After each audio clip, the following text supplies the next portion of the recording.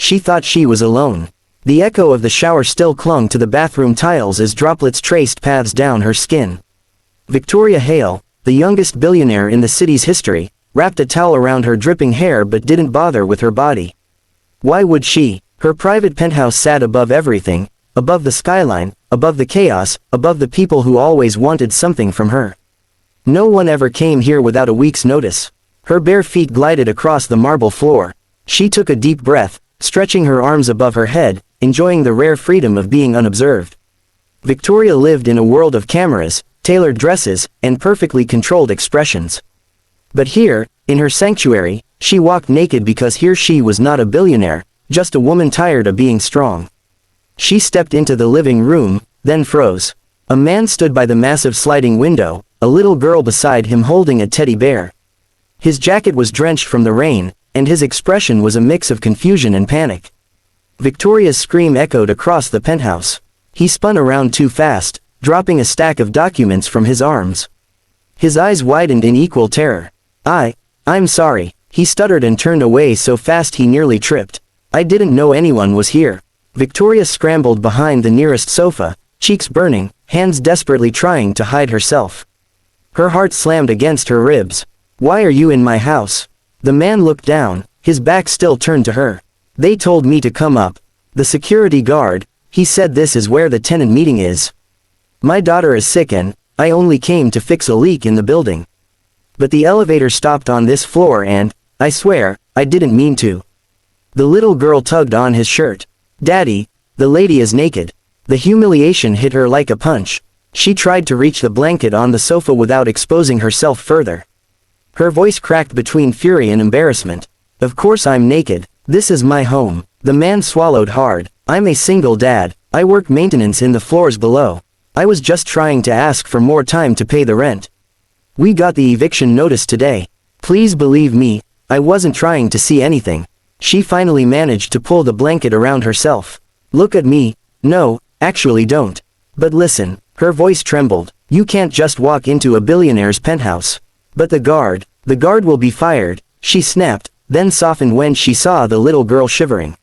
What's her name? Emma, he replied. His voice changed when he said it, filled with love and fear. Victoria's breathing finally calmed. Just sit on the couch. Don't turn around. He carefully guided his daughter to the couch, still facing away from her. When he finally glanced, strictly at her face, he could see she wasn't furious anymore, just uncertain. Victoria Hale had seen powerful men crumble under her stare, but this man stood differently. Wide shoulders, quiet strength, and eyes that told 1,000 struggles. He wasn't here to manipulate her. He was here because life had cornered him. She tightened the blanket around herself. What's your name? Lucas Ward, and you said you're being evicted? Yes. He clenched his jaw. I was laid off for a month when Emma got pneumonia. I just need time to catch up. The girl's little cough tore through the silence. A pang hit Victoria's chest. Not pity, recognition. She remembered being a child in a cold, empty mansion, her parents too busy making money to notice her fevers. She exhaled. Give me a minute. She rushed to her room, threw on a black silk robe, tied it tight, then walked back with a confidence that returned like a mask. But Lucas still saw the human. Underneath, Victoria gestured for him to sit properly. Okay, tell me why you think coming here would help. Lucas sat on the edge of the couch, hands knotted together. I heard the new owner of the building lives here. I thought if I could explain, just for a month more, Emma will get better, and I'll catch up. I work every day, double shifts if they give them to me. You'd do anything for her, Victoria said softly. He nodded without hesitation. Everything. She studied him, how protective his arm remained around his daughter, how his eyes never dropped to her exposed tights under the robe, how he apologized a second time even though he wasn't wrong. He didn't want her money. He wanted a chance. Emma's small voice broke the tension again. Daddy, is she a princess? Victoria blinked. No, sweetheart. Lucas smiled tiredly. She's a lady who deserves privacy. Emma tilted her head. But princesses live high in the sky too. Victoria couldn't help the small laugh. It sounded foreign to her own ears. Lucas looked up at Victoria. I'm sorry again. If you want me to leave. No. The answer came too quickly. She straightened. Actually, I have an offer. You need a home. I need someone trustworthy who isn't trying to use me. Stay in the building. I'll clear your eviction, and I want you to do some maintenance work just for me.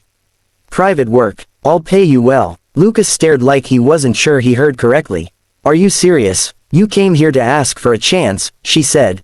I'm giving you one. He hesitated. And what do you want in return? She met his gaze. Honesty, respect, and maybe, she swallowed her pride.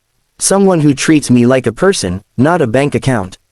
Lucas stood, lifting Emma gently. Then I accept, not because you're rich, because you're kind. Victoria's breath caught in her throat. People never said that to her. As he headed toward the elevator, he paused and looked back. This is the part where I pretend this evening never happened, right? She smirked despite her blushing ears. Yes, forget all of it, especially the naked part. He chuckled. I'll try, but, his eyes softened. You looked free. Like someone who deserves to feel that way more often. For a moment, she forgot how to breathe. Before the doors closed, Emma waved.